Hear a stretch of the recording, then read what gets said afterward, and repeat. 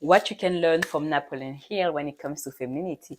Hello ladies, thanks for tuning in. Before we start, please like and subscribe, and don't forget that you have my free femininity quiz in my description box to see how feminine you are, and also that you can win a free consultation with me so that I can help you step up your game when it comes to femininity.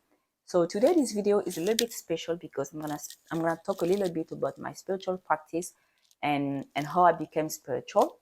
Well, it's gonna be fast because I don't want to go into too much details, but yeah, basically I got my spiritual awakening a few years ago, and the thing that helped me was reading Think and Grow Rich. Most people know about this book, but yeah, this book is amazing. It's one of the most important books that I have read, well, at least so far. And it's after reading this book that I got my spiritual awakening. It made me understand how powerful I was and how capable I was as well. And that's also a book that helped me heal, my wounded femininity. Well, only partly, as he had some work to do after that. But yeah, it opened my eyes at least, and yeah. So the other day I was watching a video of Napoleon Hill, and this was something that I used to do back when I had my spiritual awakening. Like I really love his insights and all of that. And what's crazy is like every time I watch his videos again, like I hear something that I didn't hear the first time. Every time I watch his videos, even when they're old and I already watched them, I still hear something that I didn't hear the first time. This is something that I encourage you to do. This is why it's so important for you to read again the books that you read previously and who changed, your perspective and all of that. Just like we tend to listen to our favorite songs all the time, well, you need to do the same thing with your favorite books. Read them again and again. This is something that Jim Rohn suggested, and I love that. I love that idea, although I'm not doing it enough. But yeah, like the books that change, your mindset, that help you be more confident, are books that you need to read again and again. I also would suggest taking notes, and this is something that I do with the books that are extremely important, like the books that help me with my goals. I take notes, just like when you take courses as well. You need to take notes, because some of the things that your coach is saying, you're gonna forget about it. Okay, so make sure that you are constantly taking notes, and you can review your notes later on. So yeah, yesterday I was watching one of his videos, and he talked about why it was important for us, to go out of our way when it comes to our career, and how we treat others. And he said something interesting. Okay, I forgot about the previous things that he said, but something he said clicked with me, and I told myself, okay, I need to share. I need to make a video about it and share it with the girls. So yeah, he talked about, how all his secretaries went out of their way. They worked hard, they delivered a good job, they delivered extremely qualitative jobs and all of that. And how they were, promoted like super fast. And the only person who wasn't promoted, only secretary who wasn't promoted, became his wife. And he said, yeah, I don't want to lose her, so I made her my wife. And you see, this is how men think. When you are amazing, they don't want to lose you. When you're amazing, they don't want to lose you, and they come with a ring.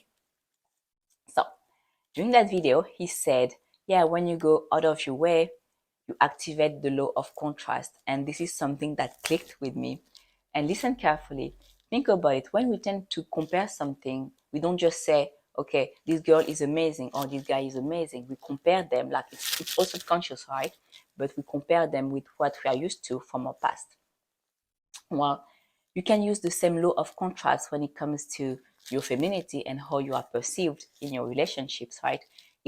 Like a lot of women think that they need to do 100 things to attract better men and all of that, but that's not that at all. Like, you just need to be a little bit better than the average woman.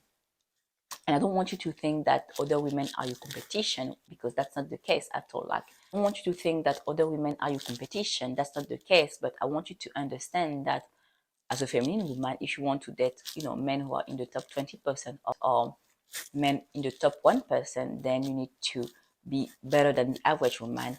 And honestly, when you look at it, it's not hard, because most women aren't doing anything.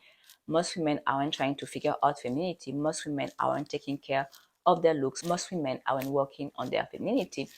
Most women aren't working on their self-esteem. and they aren't working on figure out, the masculine mind and the feminine mindset, and how to be the prize and all of that. So just by doing that, you stand out, and you don't have to do a lot of things. And this is the reason why when I coach you, we focus on the 20% of things that you need to do that gives you 80% of the results. And if you're interested in working with me, all you have to do is book a free discovery call. So yeah, what I'm saying is that when you activate the law of contrast, like you stand out. Yeah, pay attention to the little things. How do you carry yourself? Like, do you leave the house looking bomb, feeling bomb? Like, are you trying to figure out, how men think, the mindset, how they fall in love? Like, did you get my book? You see, just by doing little things like that, you stand out, and dating becomes easier for you, and you start being taken for granted. Because the thing that you don't know is that the women who get taken for granted are women who don't educate themselves on the male psychology, and they think that they're gonna get commitment like that with great men. They won't have anything to do and all of that. No, it doesn't work like that. Maybe you are extremely attractive already and you get a lot of male attention, not because men are attracted by you for a short period of time that's going to be like that. You need to know that there is a difference between short-term attraction and long-term attraction. And short-term attraction is basically the attention that you get when you look good and all of that. You dress, in a sexy way and all of that. So yeah, of course, you're going to get compliments. You're going to get men, asking for your numbers, Tinder matches and all of that. But for long-term attraction, you need to truly magnetize the guy. And most women don't know how to magnetize. So if you would say that you have, high self-esteem and a great level of confidence, but you are just, clueless about the male psychology, I invite you to grab my book, How to Bag a High Caliber Man in 12 Weeks. In there, I give you weekly, and you're gonna know what to do each week to make him fall in love. But honestly, like, if you are okay and you have self-respect, you don't struggle, with your boundaries and all of that, and you just struggle when it comes to figure that out, and when it comes to having long-term attraction, or getting men to be attracted by you over getting men to be attracted by you over a long period of time, this is the book that you need, and it's going to be enough. Coaching is more for women who need personalized advice, but for women who are able to figure that out on their own, my book is enough. And honestly, like, so many women got commitment just by reading it. So yeah, if you had some great progress already in your personal development, this book is what you need. So to go back to the law of contrast, the thing that you need to know as well is that when men date you, they are also comparing you with the other women that they got. It can be during intimacy, how you carry yourself when it comes to looks as well. They are comparing you. Okay, we all do that, and it's normal, and it's something that you need to accept. And I don't want you to think that, okay, now I need to be better than his ex, or he's still in love with his ex. I can tell that he's still in love with his ex. Now this is a competition. No, it isn't.